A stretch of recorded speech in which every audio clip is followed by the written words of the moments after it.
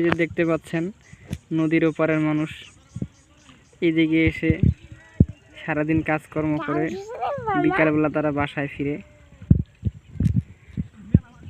তারা টিম আকারে মূলত এইদিকে আসে এবং সারাদিন কাজকর্ম করে কিছু গরুর খাদ্যের জন্য ঘাস অথবা অন্য কিছু নিয়ে যায়। যেমন এগুলো দেখতে পাচ্ছেন বাদামের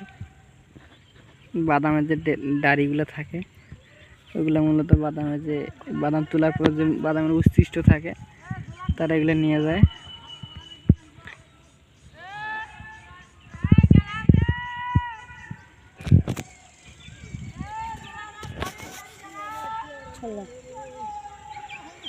নদীতে মূলত পানি এখন মূলত বর্ষাকালের মতো অনেকটা,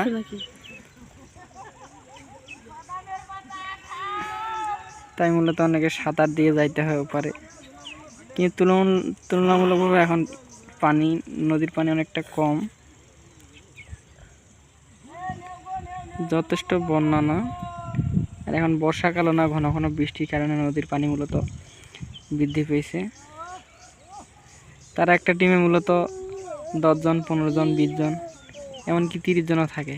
এখানে দেখতে পাচ্ছেন 3 জন, 6, 7, 8, 9, 10, 11, 12 জন, সাথে ওই দিকে 2 জন, 3 জন, 15 জন, আর সামনের দিকে বেশ কয়েকজন গেছে। মূলত সব মিলে 20 জনের মতো একটা টিম। তারা নদীর ওপারে চলে যাচ্ছে। তারা মূলত আসছে বর্তমান বাদামের সিজন, বর্ষার মতো বৃষ্টি পড়তেছে, যার কারণে বাদাম তুলতে কষ্ট হচ্ছে এপারের মানুষের, এবং বাদাম তুলতে পারতেছে না।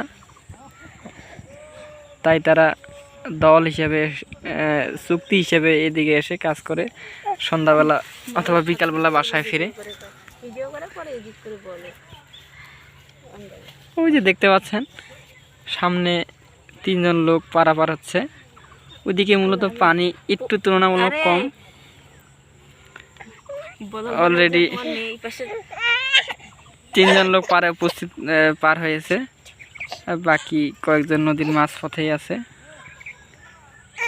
এই নদী মূলত বর্ষার সময় পানি অনেকটা উপরের দিকে উঠে যায়, এবং এটা মূলত যমুনা নদীর একটা শাখা।